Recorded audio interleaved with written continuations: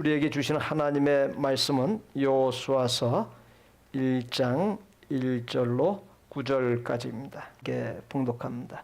여호와의 종 모세가 죽은 후에 여호와께서 모세의 수종자 눈의 아들 여호수아에게 말씀하여 이르시되 내 종 모세가 죽었으니 이제 너는 이 모든 백성과 더불어 일어나 이 요단을 건너 내가 그들 곧 이스라엘 자손에게 주는 그 땅으로 가라. 내가 모세에게 말한 바와 같이 너희 발바닥으로 밟는 곳은 모두 내가 너희에게 주었노니 곧 광야와 이 레바논에서부터 큰 강 곧 유브라데 강까지 해축 속에 온 땅과 또 해지는 쪽 대해까지 너희의 영토가 되리라. 네 평생에 너를 능히 대적할 자가 없으리니 내가 모세와 함께 있었던 것 같이 너와 함께 있을 것임이니라. 내가 너를 떠나지 아니하며 버리지 아니하리니 강하고 담대하라. 너는 내가 그들의 조상에게 맹세하여 그들에게 주리라 한 땅을 이 백성에게 차지하게 하리라. 오직 강하고 극히 담대하여 나의 종 모세가 네게 명령한 그 율법을 다 지켜 행하고 우로나 좌로나 치우치지 말라. 그리하면 어디로 가든지 형통하리니 이 율법책을 네 입에서 떠나지 말게 하며 주야로 그것을 묵상하여 그 안에 기록한 대로 다 지켜 행하라. 그리하면 네 길이 평탄하게 될 것이며 네가 형통하리라. 내가 네게 명령한 것이 아니냐. 강하고 담대하라. 두려워하지 말며 놀라지 말라. 네가 어디로 가든지 네 하나님 여호와가 너와 함께 하느니라 하시니라. 보면 이거 못하는 사람이 어디 있어? 지금 두 근을 알기 때문에 근기관, 근과 기수와의 관계를 그러니까 좌변은 어떻게 되냐면 3a제곱 이렇게 될 거고 1분 40초 안에 문제를 풀 수 있는 자기만의 풀이를 개발하는 아이들이 결국은 서울대 가는 아이들이라는 걸 알 수가 있는 거죠.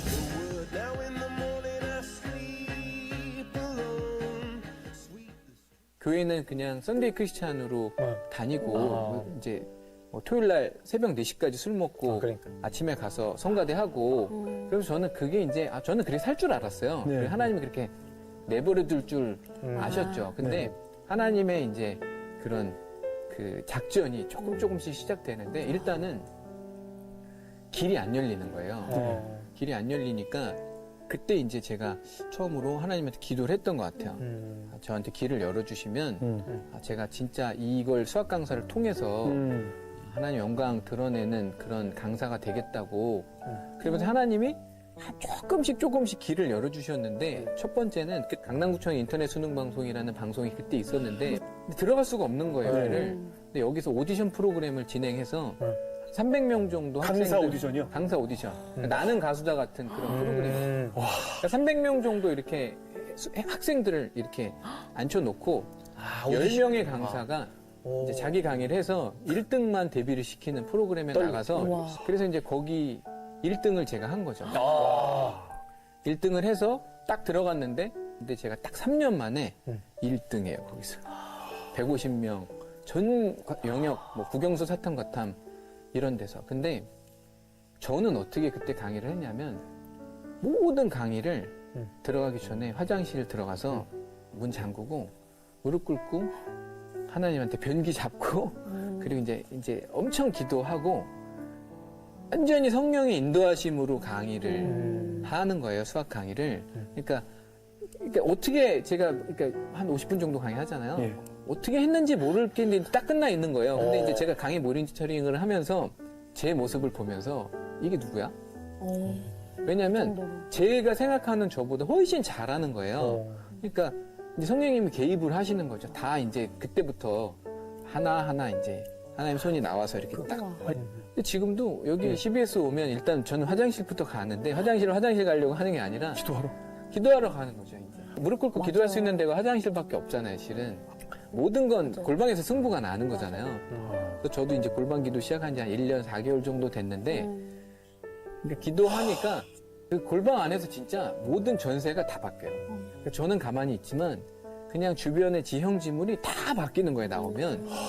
그러니까 옛날에는 제가 워커홀릭으로 아침부터 밤 10시까지 한 10년 정도 주 7일 일을 했는데 네.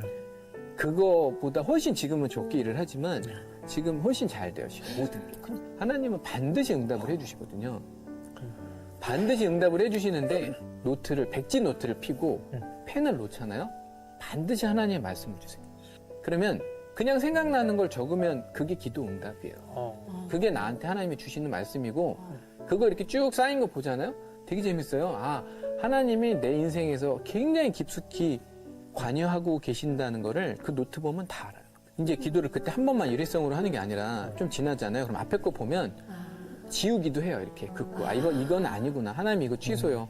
아, 이건 아니군요. 그러니까 우리가 아무리 이제 막 욕심으로 구하는 기도를 시작을 해도 기도만 하면 하나님이 기도의 내용을 꾸세요. 제가 1년 4개월 전에 기도를 시작했어요. 1시간을 매일 기도를 하는데 네네.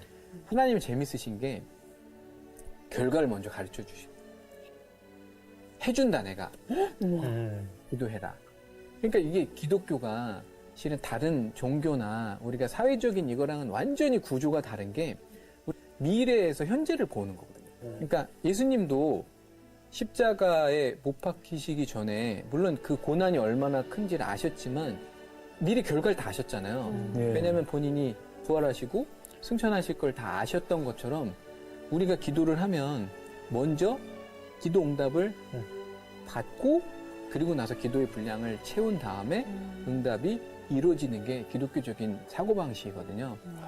그래서 저는 그래서 되게 기쁘게 사는 게 아직 기도 응답이 이루어지진 않았지만 네. 일단은 결과를 아니까 기쁘게 사는 거죠.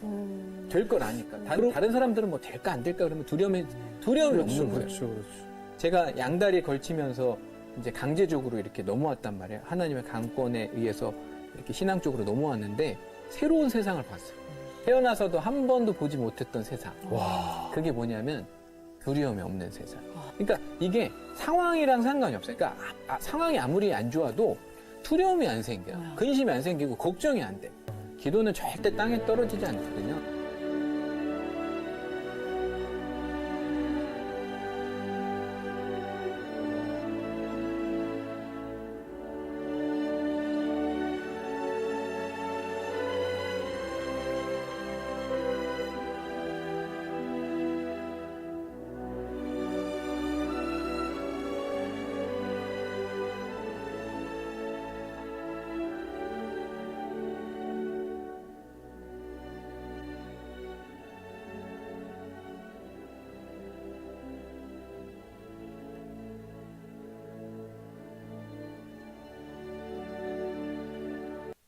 우리나라 전국의 강사 중에서 1위를 했던 강사입니다.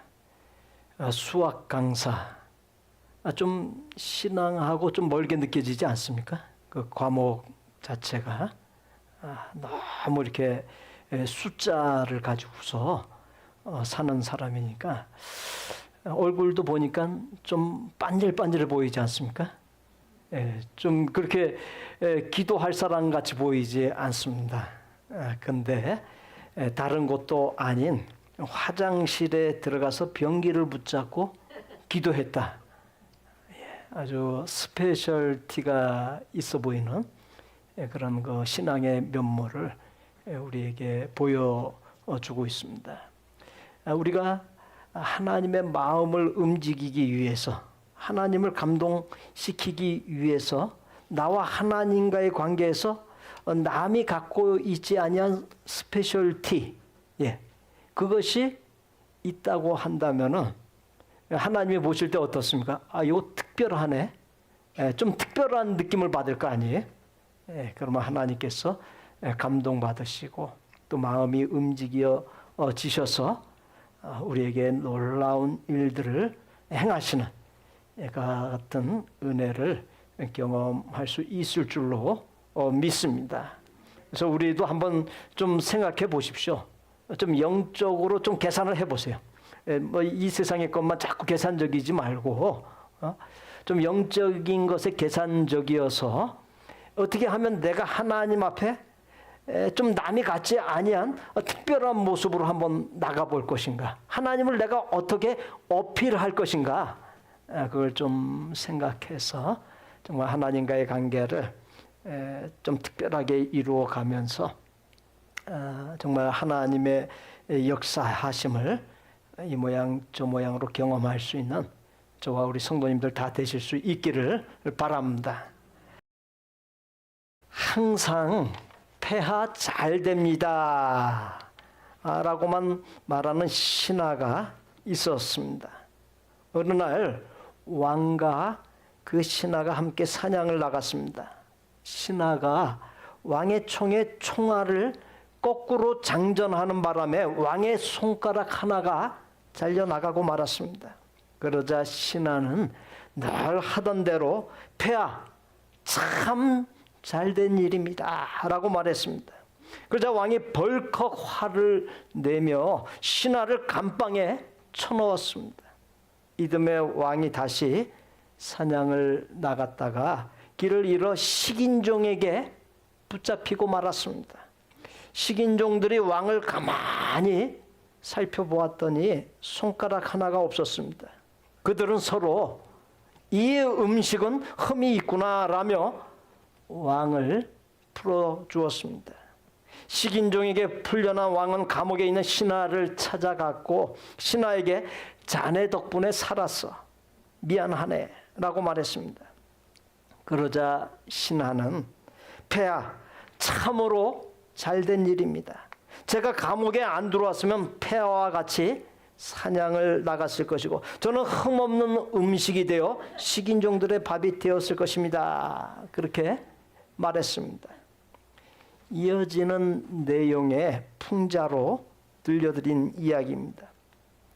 하나님께서는 자녀인 우리에게 공고한 날도 주시지만 형통한 날도 주십니다. 삶의 현실에서 하나님을 믿는 내게 왜 원치 아니하는 어려운 일들이 일어나는가? 의문점에 빠질 때가 있을 것입니다. 그러나 분명한 것은 결국 하나님은 삶의 어려운 과정들, 장애들을 삶을 성숙하고 온전하게 하는 걸음으로 또 삶에 복 주시기 위한 걸음으로 사용하신다는 것입니다.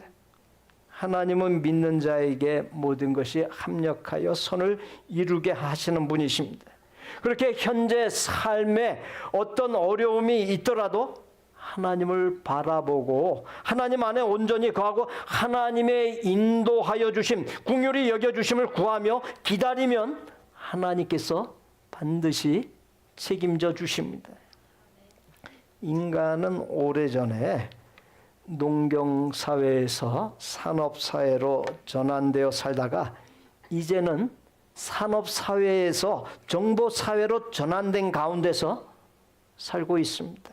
한국에 방문 중에 택시를 탔더니 기사분이 자고 일어나면 차량 운영 시스템, 스마트폰의 업데이트 등 자꾸만 바뀌다 보니 따라가기 힘들다는 말을 들었습니다.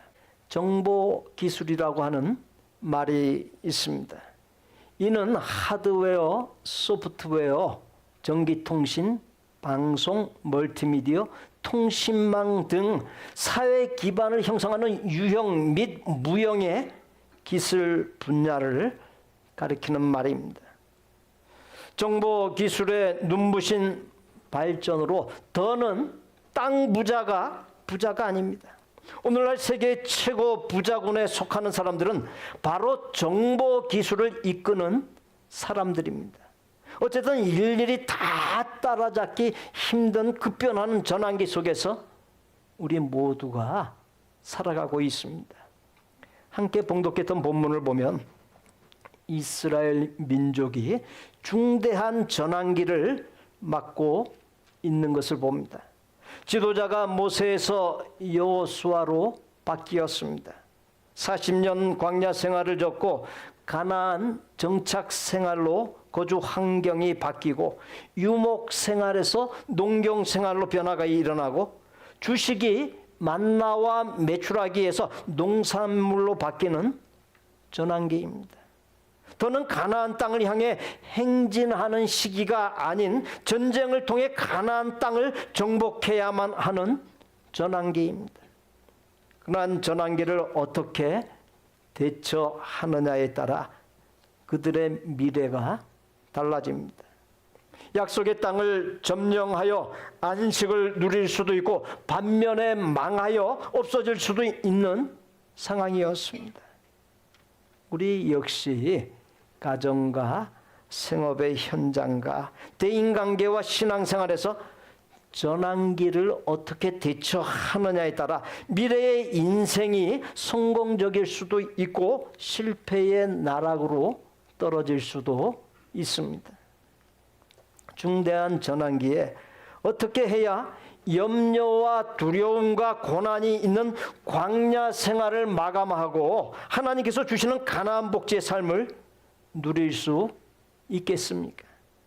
주어진 본문은 이스라엘 백성이 출애굽하여 40년간의 광야 생활을 마감하고 하나님께서 복주마 예비하신 가나안 땅에 들어가기 직전의 시점을 배경으로 하고 있습니다. 위대한 지도자였던 모세가 하나님의 부름을 받았습니다. 여호수아가 모세의 뒤를 이어 이스라엘 백성을 인도하게 되었습니다.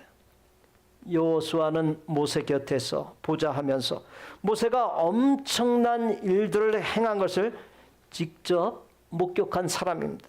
모세가 행한 놀라운 일들을 과연 자신도 할 수 있을까 심히 염려되었고 두려웠습니다. 곧 들어가게 될 가나안 땅에 오랜 세월에 걸쳐 정착했던 강하고 포악한 7 족속이 포진하고 있었으며 첫 관문으로 난공불락의 강력한 여리고성이 놓여 있었습니다. 생각해 보십시오. 40년 광야 생활을 마친 이스라엘 백성 중 60세 이상의 사람으로 여호수아와 갈렙만 살아남았고 모두가 죽었습니다. 그들을 제외하고 60세 미만의 광야 세대만 남은 상태입니다. 광야에서의 40년 생활은 목숨만 부지해도 잘하는 것입니다. 이스라엘 백성이 광야 한 곳에 정착하여 산 것도 아닙니다. 계속 광야 여기저기를 떠돌았습니다. 그러니 자원을 충분히 확보하지 못했을 것이 뻔하고 무기와 군복, 식량 등 모든 것이 변변치 못했을 것입니다. 그렇게 열악한 상황 속에서 여호수아가 모세의 자리를 계승하여 나아간다는 것은 여호수아나 이스라엘 백성 입장에서 볼 때 막막하지 않을 수 없었습니다. 자신이 이끌게 될 이스라엘 백성은 걸핏하면 영도자 모세를 향해 원망을 퍼부었던 사람들이었고 애굽으로 다시 돌아가는 것이 낫겠다고 불평했던 사람들이었습니다. 도덕적으로나 신앙적으로 형편없는 사람들이었어요. 그런 이스라엘 백성을 이끌고 요단강을 건너 가나안 땅에 들어간다는 것이 너무나도 힘겨운 일같이 보였기에 어떻게 해야 할지를 몰랐습니다. 그렇기에 여호수아는 몹시 고민했고 몹시 두려워했고 또 몹시 고독했습니다. 하나님께서 바로 그와 같은 막막한 가운데 처하여 있는 여호수아에게 다가와 말씀하셨습니다.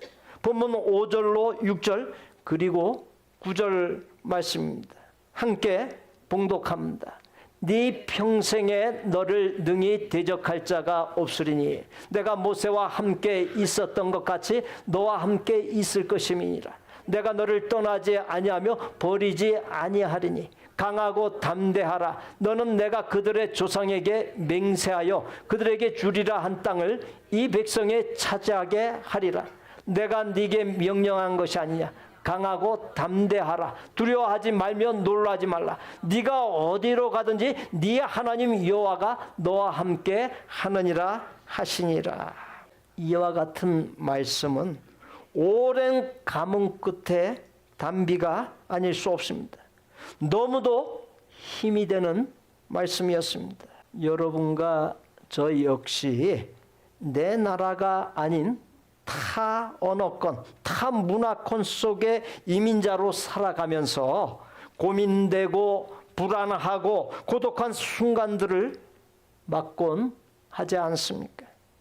기본적인 의사소통 속에서 가족이나 동족 한국인을 만나지 않으면 고독 속에서의 삶을 살고 대체로 힘든 일을 하며 살고 삶의 현장에서 이런저런 속상한 일들로 인하여 착잡함에 놓일 때도 적지 않습니다.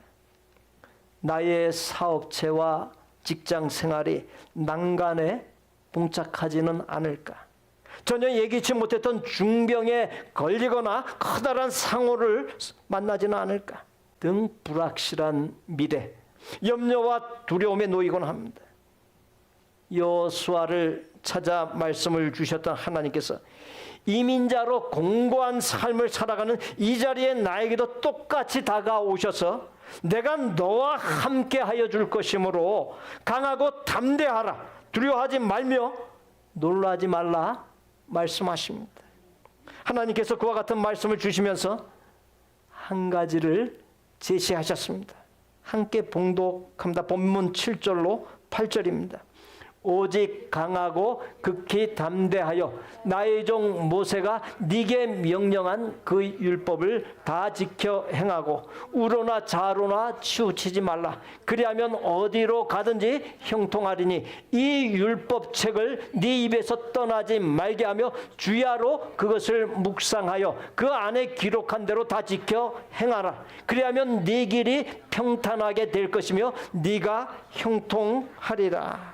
율법책을 입에서 떠나지 말게 하며 주야로 묵상하라 했습니다. 율법책을 하나님의 말씀으로 대체하여 표현하면 하나님의 말씀을 입에서 떠나지 말게 하며 주야로 묵상하라가 됩니다. 이 묵상이라고 하는 말은 한자로 묵묵할 묵, 생각상입니다. 사전적 의미로는 묵묵히 생각한다는 뜻입니다. 오늘날 수많은 성도에게 있어서 문제가 무엇입니까?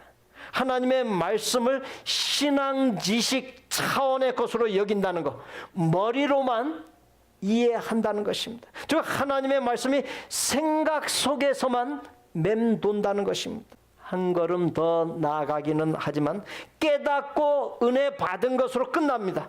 이해한 지식을 실제로 써먹을 때, 생각한 바를 나타내 보일 때 그 지식이나 생각이 의미가 있습니다. 마찬가지로 깨달은 것, 은혜 받은 것을 삶으로 살아낼 때 그 은혜 받은 것, 깨달은 것이 의미가 있습니다. 성령의 극적인 체험을 중시한 기독교 지도자인 앤드루 머리는 묵상이란 하나님의 말씀을 삶과 성품의 모든 곳에 영향 미칠 때까지 마음에 붙잡고 있는 것이다. 하나님의 말씀을 삶과 성품의 모든 곳에 영향 미칠 때까지 마음에 붙잡고 있는 것이다 라고 말했습니다. 우리는 하나님의 말씀을 읽고 묵상한다는 표현을 쉽게 씁니다. 쉽게 쓰는 것은 좋지만 정확한 이해 가운데서 써야 합니다. 묵상이란 말을 단순히 생각으로 끝나는 것 또는 이해하는 정도로 여겨서는 안 된다는 것입니다. 앤드루 머리의 표현처럼 하나님의 말씀이 삶과 성품의 모든 곳에 영향을 미칠 때까지 마음에 붙잡고 있는 것을 정확하게 알고서 제대로 된 묵상을 할 수 있어야 한다는 것입니다. 하나님의 말씀을 묵상한다는 것은 단순하게 생각하는 것이 아닌 묵묵히 생각하는 것, 즉 하나님의 말씀을 되새김질, 곱씹는 것으로서 앤드루 머리의 표현과도 일치하는 바가 있습니다. 고대로부터 현재에 이르기까지 영성가들의 공통점은 하나님의 말씀을 읽고 묵상할 때 처음에는 자기가 하나님의 말씀을 읽다가 이제 이 말씀 읽는 것이 조금씩 깊어지면 하나님의 말씀이 나를 읽는 결과에 이르는 렉시오 디비나, 즉 거룩한 읽기로 하나님의 말씀을 대했다는 것입니다. 거룩한 읽기를 통해 내가 하나님의 말씀을 읽는 것이 아니라 하나님의 말씀이 나를 읽으면서 나의 허물과 죄가 보이고 나의 영적인 상태를 깨닫게 되고 나를 향한 하나님의 뜻을 발견하게 되면서 나를 하나님께 일치시키는 결과에 도달했다는 것입니다. 본문은 하나님의 말씀을 주야로 묵상할 때, 즉 앤드류 머리의 말을 적용하면 하나님의 말씀이 나의 삶과 성품의 모든 곳에 영향을 미치게 하면, 다시 말씀드린다면 하나님의 말씀이 나의 삶과 성품의 모든 곳에 젖어들게 하면 어떻게 된다 했습니까? 그렇게 되기만 하면 어디로 가든지 어떤 상황을 만나든지 평탄하게 되고 형통할 것이라고 했습니다. 구체적으로 전능하신 하나님, 복의 근원이신 하나님께서 함께 하시어 결코 떠나거나 버리는 일이 없을 것이고 강하게 하고 담대하게 하고 두려워하거나 놀라지 않게 해주시겠다는 것이고 삶의 터전으로 약속한 땅을 주실 것이라는 것입니다. 이를 달리 표현하면 완전한 보호자가 되시어 완전하게 책임져 주시겠다라고 하는 것입니다. 무엇하기만 하면 하나님의 말씀을 주야로 묵상하기만 하면, 즉 하나님의 말씀이 나의 삶과 성품의 모든 곳에 젖어들게 하기만 하면 하나님의 말씀이 나의 삶이 되기만 하면 된다는 것이, 지난 2009년 1월 20일 버락 오바마가 미국 제44대 대통령으로 취임했을 때입니다. 전 세계가 지켜보는 가운데 가진 취임 행사는 감동 그 자체였습니다. 미국 대통령 역사에서 최초이자 지금까지 유일한 흑인 대통령이었기 때문입니다. 그가 대통령 취임식 때 성경에 손을 얹고 선서를 했습니다. 당시 미국 내 27개의 커다란 압력 단체에서 성경에 손을 얹지 말고 선서하라고 거센 항의를 했었습니다. 그러나 오바마는 이에 굴하지 않고 취임 선서 전에 오히려 역대하 7장 14절에 내 이름으로 일컫는 내 백성이 그 악한 길에서 떠나 스스로 겸비하고 기도하여 내 얼굴을 구하면 내가 하늘에서 듣고 그 죄를 사하고 그 땅을 고칠지라는 이 말씀을 낭독함으로 세계의 열방에 하나님의 말씀을 붙잡고 일할 것임을 선언했습니다. 그와 같은 사실이 시사하는 바가 무엇입니까? 세계 중심에 우뚝 선 미국이라는 나라에 엄청난 난제를 헤치고 갈 수 있는 유일한 길이 오직 하나님의 말씀밖에 없다는 사실을 천명한 것입니다. 오바마 대통령은 연설 도중 4번이나 하나님을 불렀습니다. 그 중에 가장 인상적인 것은 취임사를 마치고 나서 복창했던 말입니다. So help me God. So help me God.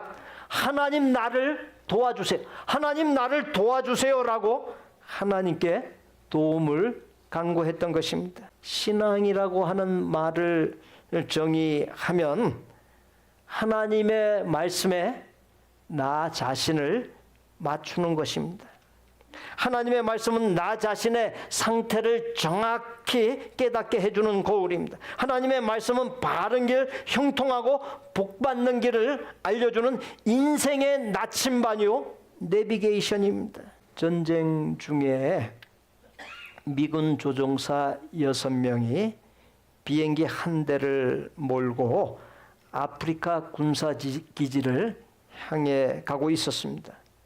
그런데 하도 피곤해서 잠깐 졸다가 깨어났습니다. 시계를 보니 50분이 흘렀습니다. 목적지까지 1시간 예정이어서 아직 멀었다고 생각했습니다. 그런데 계기판은 목적지가 이미 지난 것으로 나와 있었습니다. 이상하다고 생각했지만 계속 날아갔습니다. 안타깝게 아무리 가도 활주로가 보이지 않았습니다. 결국 기름이 떨어졌습니다. 비행기는 사막 한복판에 추락하였고 가까스로 탈출했던 6명의 조종사 모두 굶주림과 더위 가운데 죽고 말았습니다. 그들이 죽은 이유는 단 한 가지입니다. 계기판을 무시했기 때문입니다. 기차가 천천히 달리든지 빨리 달리든지 반드시 레일 위에 있어야 합니다. 그것을 무시하면 대형 사고가 나고 생명을 잃게 됩니다. 하나님의 말씀은 인생의 계기판이요 인생의 레일입니다. 빛의 천사로 불리는 헬렌 켈러는 일이 잘 안 되고 상황이 어려울 때도 성경 곧 하나님의 말씀에서 갈 길을 찾아야 하고 일이 잘 되고 무사할 때도 하나님의 말씀에서 갈 길을 찾아야 합니다. 이 세상에서 성공하고 유명했던 사람들이 잘 됐다고 해서 무사 안일하다고 해가지고 하나님을 저버리고 하나님을 외면하고 하나님의 말씀을 무시하게 됐을 때 그들의 인생이 한순간에 물거품이 되는 것을 우리는 매스컴을 통해서 얼마든지 접할 수 있었습니다. 헬라어로 하나님의 말씀을 2개의 단어로 표현합니다. 로고스와 레마입니다. 로고스는 성경에 기록된 하나님의 말씀을 의미합니다. 레마는 삶의 현실에서 이 하나님의 말씀에 기록되어 있는 이 기록을 깨달아서 로고스를 깨달아서 삶으로 살아내는 하나님의 말씀을 가리킵니다. 하나님의 말씀인 로고스를 아는 것도 중요하지만 그것을 깨닫고 삶의 중심 삼고 그 말씀대로 살아내는 레마, 이 레마는 더더욱 중요합니다. 하나님께서 하나님의 말씀을 지식적으로만 아는 것이 아닌 하나님의 말씀을 붙잡고 날마다 씨름하며 하나님의 말씀 따라 내가 변화되기를 원하십니다. 하나님의 말씀은 하나님의 뜻이요 하나님의 능력입니다. 하나님의 말씀을 아는 것을 넘어서서 지켜 행할 때 하나님의 뜻이 이루어지고 하나님의 능력과 복이 나의 삶 속에 나타나는 법입니다. 몹시 가난했지만 하나님을 향한 확고한 믿음으로 살았던 소년이 있었습니다. 성실과 신념이 성공을 가져온다고 믿으며 가난과 싸워 나갔습니다. 그 결과 30세에 전심을 배달하는 모빌 런치 서비스 회사를 설립하게 되었고 이어서 세계적인 도너츠 상표를 개발했습니다. 그가 바로 던킨 도너츠의 창업주인 윌리엄 로젠버그입니다. 그는 72세 생일 축하해서 나는 가난과 교육 부재의 환경에서 자랐습니다. 그러나 하나님께서 늘 저의 짐을 맡아주셨습니다. 제가 오직 하나님의 말씀을 지키며 살았더니 하나님께서 형통케 해주셨습니다. 성공은 하나님의 말씀에 대한 지식만이 아닌 하나님의 말씀을 삶으로 살아내는 태도, 곧 실천에 있음을 믿습니다라고 말했습니다. 사랑하는 성도 여러분, 어떻게 해야 좋을지 답답한 상황에 있으십니까? 염려와 불안이 깃드는 어려운 상황에 있으십니까? 하나님께서 그러한 나에게 들려주시는 말씀이 있습니다. 하나님의 말씀을 네 입에서 떠나지 말게 하며 주야로 그것을 묵상하여 그 안에 기록된 대로 다 지켜 행하라. 그리하면 네 길이 평탄하게 될 것이며 네가 형통하리라. 이준 장로님이라고 하는 분의 간증입니다. 그는 21사단 사단장 재임 시절에 교회에서 열심히 봉사하는 가운데 장로로 피택되었습니다. 그는 임직식이 있는 날까지 장로를 해야 할지 갈등했습니다. 그러자 목사님이 장로는 큰 복입니다. 장로가 된 순간부터 하나님께서 함께 하십니다.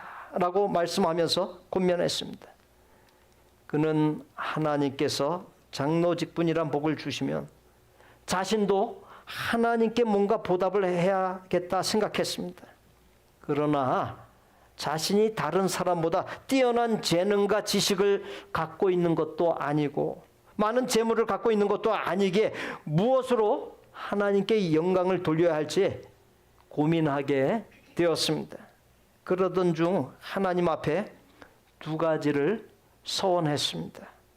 하나님께서 저를 앞으로 장로의 직분으로 복을 주시면 저도 하나님 앞에 두 가지로 보답하겠습니다.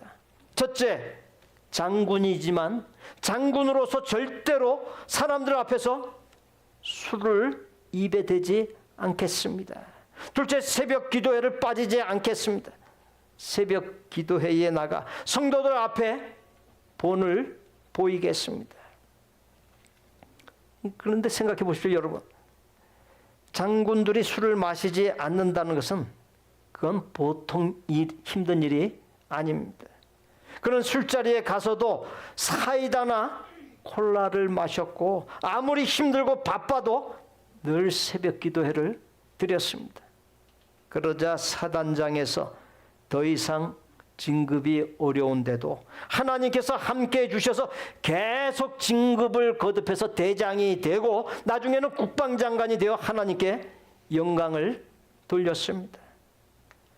장로의 직분을 받게 된 이준 장로가 군주로서 또 새벽 기도회를 드리는 것으로 하나님의 말씀을 지켜 살고 하나님 앞에서 초지일관했더니 하나님의 함께해 주심으로 평탄 형통하고 최고가 될 수 있었습니다. 조지 물러 목사는 영국에서 3,000명이 넘는 고아를 돌보아 고아의 아버지란 칭호를 받았습니다. 한 번은 어떻게 그런 엄청난 일을 할 수 있었습니까? 라는 질문에 다음과 같이 대답했습니다. 나는 평생에 성경을 100번 통독했습니다. 그러나 단 한 번도 실증 난 적이 없었습니다. 읽을 때마다 새로웠고 읽을 때마다 희망이 솟게 했습니다. 이것은 나의 54년간의 경험으로 말하는 것입니다. 나는 예수를 믿은 처음 3년은 성경을 읽지 않았습니다. 그때 나는 신자로서의 기쁨도 사명도 느끼지 못한 죽은 그리스도인이었습니다. 나는 그때의 3년을 잃어버린 시간으로 생각합니다.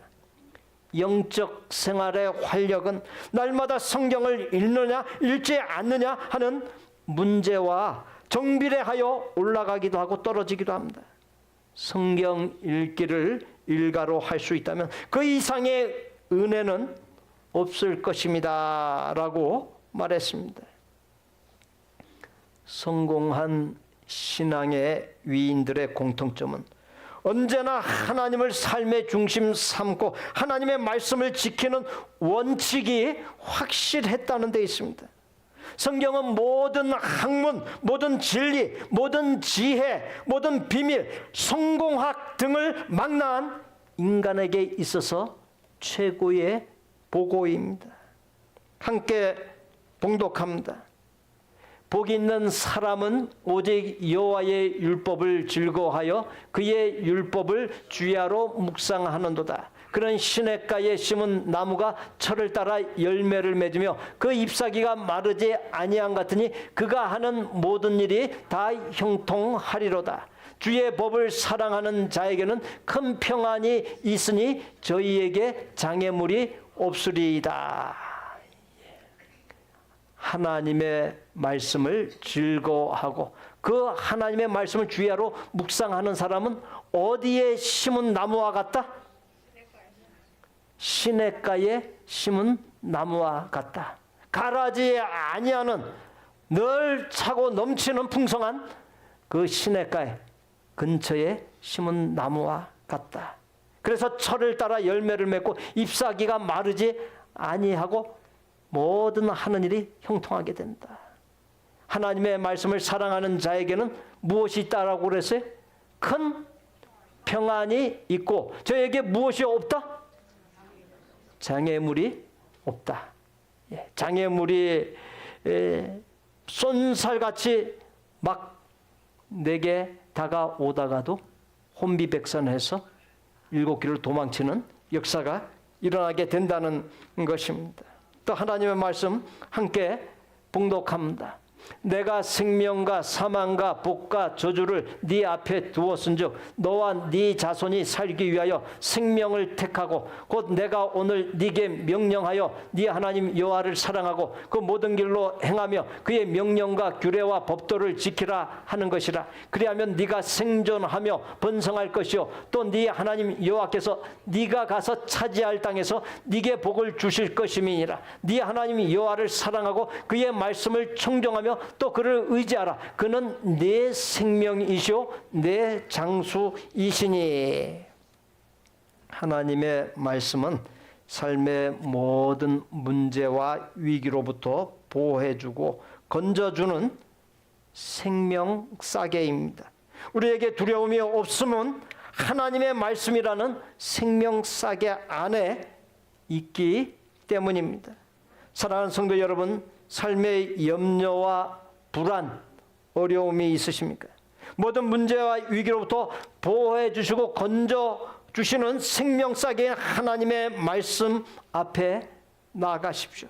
하나님의 말씀을 붙잡고 지켜 행하십시오. 그래야 강하고 담대하라, 두려워하지 말며 놀라지 말라 말씀하시는 전능하신 하나님, 복의 근원이신 하나님께서 반드시 책임져 주시고 세상이 줄 수 없는 두려움 없는 놀라운 복과 평안이 여러분의 당대와 자자손손에게 넘치시기를 예수님의 이름으로 축복합니다.